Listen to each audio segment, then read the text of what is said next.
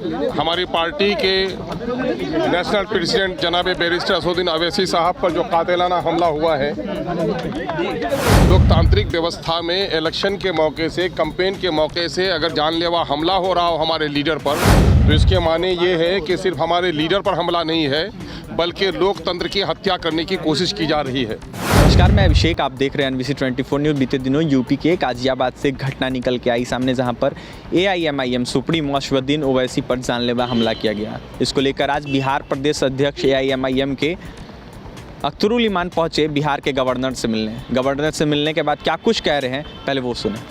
साहब से मिलने के लिए गए थे। कल जो घटना घटी है यूपी में, हमारी पार्टी के नेशनल प्रेसिडेंट जनाब बैरिस्टर असदुद्दीन अवैसी साहब पर जो कातिलाना हमला हुआ है,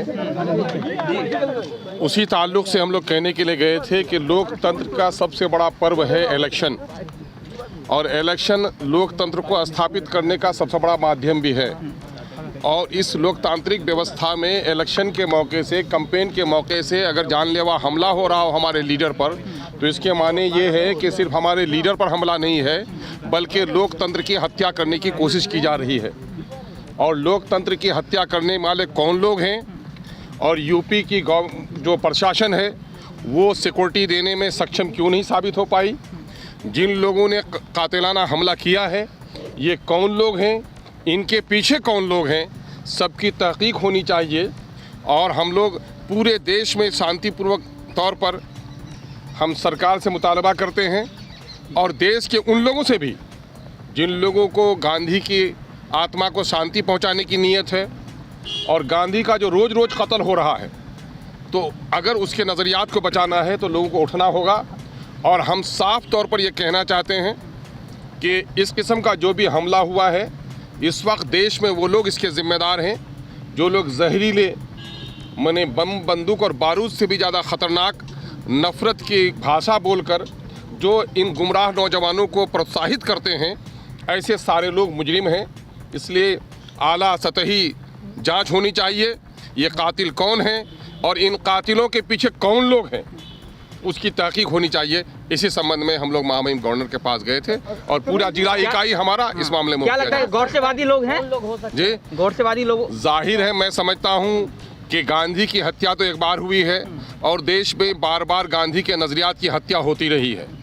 ये ऐसे ही लोग होंगे जो लोग गांधी के नज़रियात, लोकतंत्र के दुश्मन, और इस मुल्क में जो सब लोग मिलकर रहते हैं सौहार्दपूर्ण एक वातावरण में, इस वातावरण के जो लोग दुश्मन हैं, ऐसे ही लोगों ने ये काम किया है और ऐसे ही लोगों ने ये काम करवाया है। क्या बिहार में भी डर लगता है?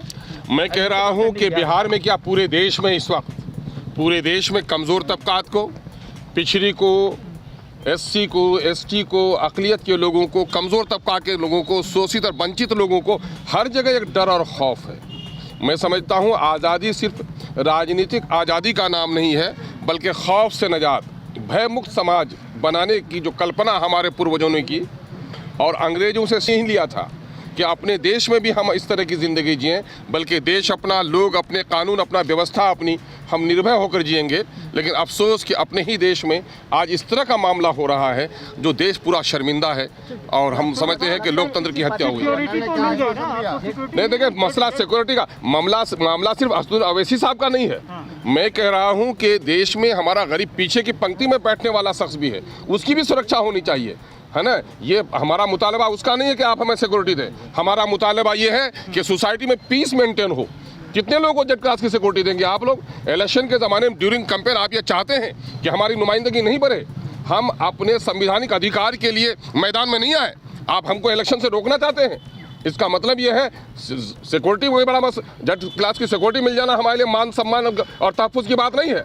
मामला ये है कि ये आचरण क्यों हुआ, इसके पीछे कौन लोग हैं, ये दो जो कातिल हैं, इसके पीछे कौन साजिश करने वाले हैं, इसको बेनकाब किया जाए ताकि देश में एक शांत वातावरण हो और स्वच्छ इलेक्शन हो सके। और ये मैं साफ कहता हूँ कि अगर इस देश में इलेक्शन के प्रोग्राम को साफ और स्वच्छ नहीं रखा गया तो लोकतंत्र जिंदा नहीं रह सकता है। गवर्नर की तरफ से क्या आश्वासन दिया गया है?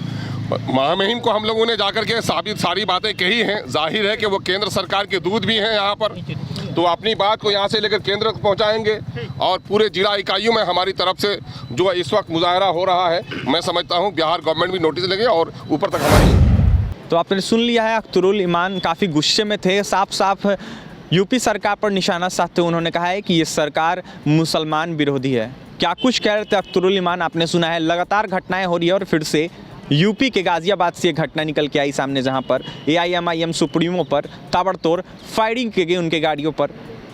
क्या कुछ कहना था अख्तरुल ईमान का, आपने सुना है। और भी तमाम खबरों के लिए बने रहे NBC 24 न्यूज़ के साथ। हमारे चैनल को सब्सक्राइब करें, पेज को लाइक करें। बहुत बहुत धन्यवाद।